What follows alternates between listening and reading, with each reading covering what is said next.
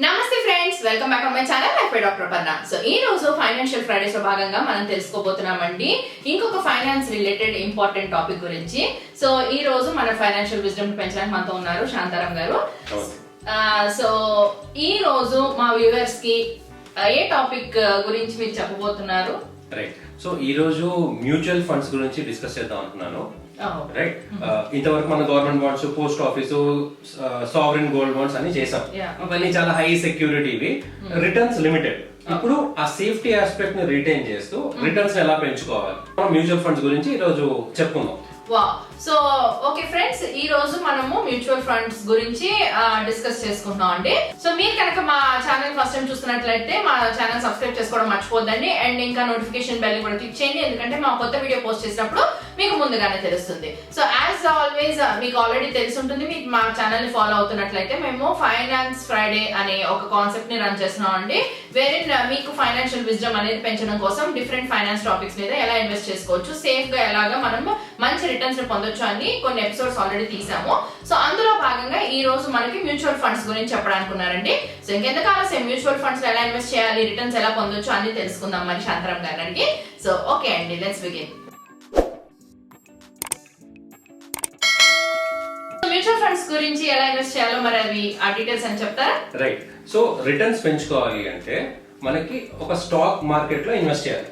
కానీ అందరికి stock market అనేది ఒక గ్యాంబ్లింగ్ అని కొంతమంది అనుకుంటారు. స్టాక్ మార్కెట్ చాలా కాంప్లెక్స్, మనకు అర్థం కాదు అనుకుంటారు. చాలా మందికి స్టాక్ మార్కెట్ మీద నాలెడ్జ్ కానీ లేదా టైం, అంటే దాన్ని ట్రాక్ చేయడానికి అది ఒక టైం ఇన్వెస్ట్మెంట్ అనేది చాలా డబ్బులతో పాటు అంటే కంటిన్యూస్లీ దానిలోనే ఉండి దాని మీదే ఫోకస్ చేసి ఇప్పుడు ఒక అన్ని అలా పడేసి ఉంచాలన్నమాట, మన తెలుగు లాంగ్వేజ్ లో సింపుల్ గా చెప్పాలంటే. So right. సో నాకు అంత టైం లేదు, ప్లస్ ఇది యాక్చువల్లీ వీటి గురించి నాకు ఏం తెలియదు, కానీ నాకు రిటర్న్స్ కావాలి. అట్ ది సేమ్ టైం నేను స్టాక్ మార్కెట్ తో వచ్చే రిటర్న్స్ ని కూడా సంపాదించాలి. అంటే నాకు అవ్వ కావాలి, బువ్వ కావాలి అన్న కాన్సెప్ట్ లో వెళ్తే I think mutual funds is for it. అంటే స్టాక్ మార్కెట్ లో వచ్చినంత వాల్యూ అంటారా మీరు చెప్పేది? సో అంత మంచి రిటర్న్స్ రావాలి. And at the same time అంత టైం నేను ఎనర్జీ ఇన్వెస్ట్ చేయలేను, కంటిన్యూస్ గా నాకు వేరే జాబ్ ఉంది, లేకపోతే నాకు అంత నాలెడ్జ్ కూడా లేదు అనుకున్న వాళ్ళు ఇలా మ్యూచువల్ ఫండ్స్ లో పెడితే వాళ్ళకి రిటర్న్స్ బాగా వస్తాయి అండ్ ఎక్కువ టైం పెట్టక్కర్లేదు అంటారు మీరు. ఓకే ఓకే, బెటర్ రిటర్న్స్ వస్తాయి. ఓకే, మినిమల్ ఎఫర్ట్ తో కొంచెం. మనం మొన్నటి వరకు మాట్లాడుకున్న మాక్సిమం రిటర్న్స్ అంతా 7.15 7.50 అవన్నీ మనం సేఫ్, మనం ఎక్స్ట్రీమ్లీ సేఫ్. సో ఇప్పుడు మనం మాట్లాడేదల్లా 10 to 12% మినిమం రిటర్న్. ఓకే, అంటే నేను మినిమం రిటర్న్ అంటే ఇవన్నీ గ్యారంటీ వాళ్ళు రాశారు 10 to 12% వస్తుంది. కానీ హిస్టారికల్ ట్రెండ్ చూస్తే మ్యూచువల్ ఫండ్స్ లో always they beat all these returns అన్నమాట. అప్పుడే కదా మనం ఇన్వెస్ట్ చేస్తాం దాంట్లో. రైట్. సో ఇప్పుడు ఏంటంటే, సో మ్యూచువల్ ఫండ్ అనేది సింపుల్ గా ఇంకొక నార్మల్ లాంగ్వేజ్ లో చెప్పాలంటే, ఇప్పుడు నీ దగ్గర నా దగ్గర ఒక 10 మంది దగ్గర 50,000 తీసుకుని, ఓకే, మనం ఏం చేస్తాం, ఒకరికి ఇస్తాం, బాబు ఈ 5 లక్షలు తీసుకెళ్లి నువ్వు నాకు బెటర్ రిటర్న్స్ ఇవ్వు అంటాం. సో వాళ్ళు ఏం చేస్తారంటే ఒక ఎక్స్పీరియన్స్ ప్రొఫెషనల్లీ ఫండ్ మేనేజర్ గా పెడతారు. అసలు వాళ్ళు ఎలాంటి ఒక 20-30 సంవత్సరాలు ఆర్ యూనో బాగా ఎక్స్పీరియన్స్, ఎక్స్పర్టైజ్ ఉండి అసలు ఏ స్టాక్ లో ఎలా పెడతారు, ఎలా చేయాలని పండిపోయి ఉంటారు అనమాట. వాళ్ళు ఇన్వెస్ట్ చేస్తారు. ఒక 50,000తో ఎక్కువ ఏమి రిటర్న్స్ రావు కాబట్టి వాడు ఒక పెద్ద అమౌంట్ తీసుకుని, ఒక 5 లక్షల అమౌంట్ తీసుకుని ఆ ఫండ్ మేనేజర్ ఏం చేస్తారంటే, ఆ ఫండ్ మేనేజర్ కింద కొంతమంది ఒక టీం ఉంటుంది. ఆ టీమ్ లో అందరూ అనలిస్ట్ అని ఉంటారు. వాళ్ళు ఎలా అంటే ఒకరికి ఒక సెక్టర్ ఇస్తారు, నువ్వు only oil and gas sector చూసుకో, ఇంకొకరు నువ్వు ఓన్లీ బ్యాంకింగ్ చూసుకో, నువ్వు టెలికామ్. సో ఒకరు అలా ఎక్స్పీరియన్స్ తెచ్చుకుంటారు. సో వాళ్ళు ఏం చేస్తారంటే, ఇది ఈ కరెంట్ ప్రైస్ లో మనం ఇన్వెస్ట్ చేస్తే ఈ రిటర్న్స్ ఎక్కువ వస్తాయి ఏమో అని ఫండ్ మేనేజర్ చెప్తారు. ఫండ్ మేనేజర్ తనకున్న ఎక్స్పీరియన్స్ తో ఒక ఇన్వెస్ట్ చేయాలి డెసిషన్, అంటే ఇంత కాంప్లెక్స్ డెసిషన్ మేకింగ్ ప్రాసెస్ వాళ్ళ అక్కడ ఉంటుంది అనమాట.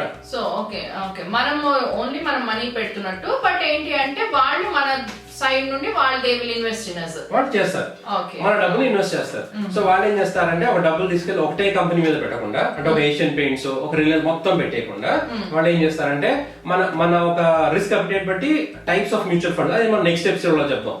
సో వాళ్ళు ఏం చేస్తారంటే, టిపికల్ గా మన స్టాక్ మార్కెట్ లో 60% పెడదాం, ఒక 20% మనం అనుకున్నట్టు గవర్నమెంట్ బాండ్స్ లో పెడదాం, ఒక 10% గోల్డ్ లో పెడదాం, ఒక 5% రియల్ ఎస్టేట్ లో పెడదాం అని వాళ్ళ స్ప్లిట్ చేసుకుంటారు. అంటే వాళ్ళు మనకి మనకేం చెప్పాలి? మనకు చెప్తారు, మనకు అన్ని ముందే చెప్తారు.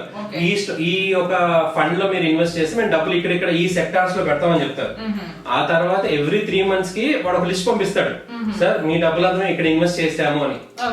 అంటే మనకి స్టార్టింగ్ ఆఫ్ ది మనం ఇప్పుడు ఇంత 50,000 మనం పెడుతున్నాం అనుకోండి, first starting of the investment లో మనకి ఎంత రిటర్న్స్ వస్తాయి అట్లా ఏం చెప్పకూడదు. ఎందుకంటే ఇంత రిటర్న్ ఇస్తాను మీరు ఇన్వెస్ట్ చేయండి అని చెప్తే అదొక పెద్ద ఇదైపోతుందని ఎవరైతే రెగ్యులేటర్ ఉన్నారు, మ్యూచువల్ ఫండ్స్ రెగ్యులేటర్, కానీ హిస్టారికల్ డేటా దగ్గర ఉంటుంది ఆల్రెడీ. సో యూజువల్లీ వచ్చేదా కాబట్టి మనం అలా అందుకే నువ్వు చూస్తామంటే ఏదైనా మ్యాచ్ వచ్చినప్పటికైనా ఒక అడ్వర్టైజ్మెంట్ వస్తుంది, అంతా వచ్చి లాస్ట్ లో ఒకటి ఫాస్ట్ చెప్తాడు, ఆ mutual fund in subject market risk మీరు చూసుకోవాలని ఫాస్ట్ చెప్తాడు మనకి. వాళ్ళు ఏం చెప్తారంటే సింపుల్ గా mutual funds returns past returns ఇంత ఇచ్చాడు, కానీ ఇది గ్యారంటీ కాదు, మీరు ఆలోచించి తీసుకోండి అని ఒక మాట చెప్తారు. ఎందుకంటే కస్టమర్స్ అది చూసి మోసపోకూడదు అని. ఇప్పుడు మనకి ఏంటి అంటే డైరెక్ట్ గా స్టాక్ మార్కెట్ లో వెళ్ళి ఎంటర్ అయ్యేంత వాళ్ళు ఉంటే డైరెక్ట్ వెళ్ళిపోతారు, మ్యూచువల్ ఫండ్స్ వరకు రారు.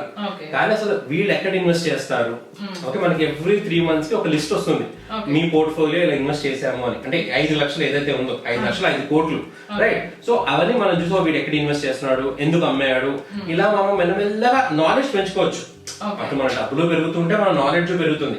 సో ఇలాగో మనం మ్యూచువల్ ఫండ్స్ కి వచ్చాం కాబట్టి మనం ఏం చేస్తాము, అసలు వీళ్ళు ఇన్వెస్ట్ మనం కూడా స్టాక్ మార్కెట్ లో ఎందుకు ఇన్వెస్ట్ చేయకూడదు అని వాళ్ళలాగా ఆలోచన పద్ధతి వస్తుంది. సో వెల్ రెప్లికేషన్ అనేది చాలా ఇంపాసిబుల్, కానీ అట్లీస్ట్ మీరు ఆ దారిలో పడతారన్నమాట. ఓకే, బట్ ఇప్పుడు మనలాగా ఇప్పుడు అంటే మన దగ్గర 50,000 నాకు తీసుకున్నా అంటున్నారు, మరి అలానే వేరే వాళ్ళ దగ్గర కూడా కొంతమందికి తీసుకుంటారు కదా, ఇప్పుడు అన్ని కలిపి పెడతారు. సో అదేంటి అంటే వాళ్ళందరికి వచ్చిన రిటర్న్స్ అందరినీ షేర్ చేస్తారా ఏంటి? అదే సో ఇప్పుడు ఏమవుతుందంటే ఇప్పుడు 5 లక్షల మీద ఫర్ ఎగ్జాంపుల్ ఒక 15% ప్రాఫిట్ వచ్చింది end of the year. Okay, ఆ 15% లో వాళ్ళకు 2% ఫీజు లా తీసుకుంటారు, 2% 1% ఆ ఫండ్ బట్టి, మిగతా 13% నీకు ఇస్తారు, రైట్? అలాగే ఓకే, సో ఇది ఒక ఫస్ట్ పాయింట్. సో రిటర్న్స్ ఎలా వస్తాయి, బ్యూటిఫుల్ క్వశ్చన్ అడిగావు. ఇలా రిటర్న్స్ వస్తాయి. సో వాడు ఎలా ఇన్వెస్ట్ చేస్తాడో ఇందాక అనుకున్నాం, వాడు ఏం చేస్తాడంటే అన్ని ఒకటి డైవర్సిఫై చేసుకుంటాడు. ఒక చోట ఏదైనా ఫెయిల్ అయినా ఇంకో చోట హై రిటర్న్స్ వచ్చి యావరేజ్ అయిపోతుంది. వాళ్ళే చూసుకుంటారు. అంటే అన్ని don't put all eggs in one basket అంటారు కదా, సేమ్ అలా అన్ని ఒకటే పెట్టుకుని డైవర్సిఫై చేస్తారు. సో నీకు ఒక డైవర్సిఫికేషన్ బెనిఫిట్ ఒకటి వస్తుంది, నీకు ఒక ఎక్స్పర్ట్ వాడు నేను గైడ్ చేస్తున్నాడు అన్న ఇది వస్తుంది. పాయింట్ నెంబర్ 3, ఇంకొక ఫైనల్ పాయింట్ ఏంటంటే బేసికలీ ఫర్ ఎగ్జాంపుల్ ఈరోజు నువ్వు ఇన్వెస్ట్ చేసావు డబ్బులు, మళ్ళీ నీకు డబ్బులు కావాలి, మనం ఎప్పుడు ఇది కూడా డిస్కస్ చేస్తాం. సో ఇవన్నీ ఏమవుతాయంటే నువ్వు డబ్బులు కావాలన్నప్పుడు వెళ్ళి సార్ నాకు నా డబ్బులు నాకు కావాలంటే వాళ్ళు 2 days లో డబ్బులు నీకు ఇచ్చేస్తారు, రిడమ్షన్ పెట్టుకోవాలి. సో ఏమవుతాయంటే ఇవన్నిటికి ప్రతిరోజు సో ఈ 5 లక్షలు ఉన్నాయి కదా, 5 లక్షలు ఎన్నింటిలో ఇన్వెస్ట్ చేస్తారు కదా, 5 లక్షలు అనేది వాల్యూ 5,50,000 6 లక్షలు అవుతుంది. ఎవ్రీ డే మూమెంట్ ఉంటుంది. ఓకే, ఆ రోజు ప్రైస్ బట్టి నీకు వస్తుంది టిపికల్. అంటే మనం ఇచ్చిన దానికంటే ఎక్కువ కూడా ఇస్తాడు. టిపికల్ గా ఎక్కువ వస్తాయి. అంటే ఫర్ ఎగ్జాంపుల్ ఇప్పుడు మనకి ఎంత కొంచెం పర్సెంటేజ్ వస్తుంది, 5,000 పెట్టావు కదా, యాడ్ అవుతుంది అనుకోండి, ఆ యాడ్ అనేది కూడా ఏమైనా ఉంటే మనకి ఇస్తాడు. 50 అలా కాకుండా నీకు 5,000 రాదు, నీకు 5,000 కన్నా నీకు అట్లీస్ట్ ఒక 5,500 10 to 12% అష్యూర్ వస్తుంది. ఆ ఎక్కువ ఉన్నది కూడా మనకి ఇస్తారు. అంటే అది ఎలా మనం అప్రోచ్ అవ్వాలి, ఎవరు? సో ఇవన్నీ ఏంటంటే సో దీనికి యాక్చువల్లీ ఒక 2-3 ఎపిసోడ్ చేసుకుంటే బెటర్. ఇది ఇప్పుడు మనం ఏంటంటే బేసికలీ అసలు మ్యూచువల్ ఫండ్స్ ఏంటి అని ఇప్పుడు మీకు అర్థమైపోయింది. ఒక ఫండ్ మేనేజర్ ఉంటాడు, నేను డబ్బులు ఇన్వెస్ట్ చేస్తాడు జాగ్రత్తగా, సో నీకు డబ్బులు ఎప్పుడు కావాలంటే అప్పుడు వస్తాయి. దాని టాక్సేషన్ కూడా 1 year లోపల చేస్తే షార్ట్ టర్మ్ లాంగ్ టర్మ్ అవన్నీ టాక్సేషన్ సపరేట్ గా డిస్కస్ చేయడం బెటర్. సో ఇవి నీకు వచ్చే రిటర్న్స్ వాళ్ళు అలా పనిచేస్తారు. ఇప్పుడు మ్యూచువల్ ఫండ్స్ టైప్స్ ఏంటి, ఓకే బెస్ట్ మ్యూచువల్ ఫండ్స్ లో ఎలా ఇన్వెస్ట్ చేయాలి అది మనం నెక్స్ట్ ఒక 2nd, 3rd ఎపిసోడ్ మనం చెప్పుకోవడం బెటర్. సో ఫ్రెండ్స్ చూసారు కదా, ఈ రోజు మనం ఈ మ్యూచువల్ ఫండ్స్ అసలు బేసిక్ గా ఏముంటుంది, ఎలా చేస్తారనేది తెలుసుకున్నాము. సో రాబోయే నెక్స్ట్ ఫ్యూ ఎపిసోడ్స్ లో మనం మ్యూచువల్ ఫండ్స్ లో ఎన్ని రకాలు ఉంటాయి, ఎటువంటి వాటిలో మనం ఇన్వెస్ట్ చేస్తే కొంచెం బెటర్ ఉంటుంది అనేది కూడా మనం తెలుసుకుందాం అండి. ఇంకా మీకు ఈ మ్యూచువల్ ఫండ్స్ రిలేటెడ్ ఏమైనా డౌట్స్ ఉన్నా, ఏమైనా క్వైరీస్ ఉన్నా అవి కంపల్సరీ కామెంట్స్ లో మెన్షన్ చేయండి. అండ్ మోస్ట్లీ మనము మన ఛానల్లో నెక్స్ట్ ఫ్యూ వీడియోస్ లైవ్ మనకి ఆ ఆప్షన్ కూడా యాక్టివేట్ అయిందండి. సో మనము నెక్స్ట్ మన ఛానల్లో లైవ్ వీడియోస్ కూడా తీసుకుంటాము. సో ఈ ఫైనాన్స్ రిలేటెడ్ ఏమైనా Q&As ఉంటే ఆన్ 1 Friday ఒక ఫ్రైడే రోజు మనం ఈ ఫైనాన్స్ రిలేటెడ్ టాపిక్స్ ని మనం డిస్కస్ చేసుకుందామండి.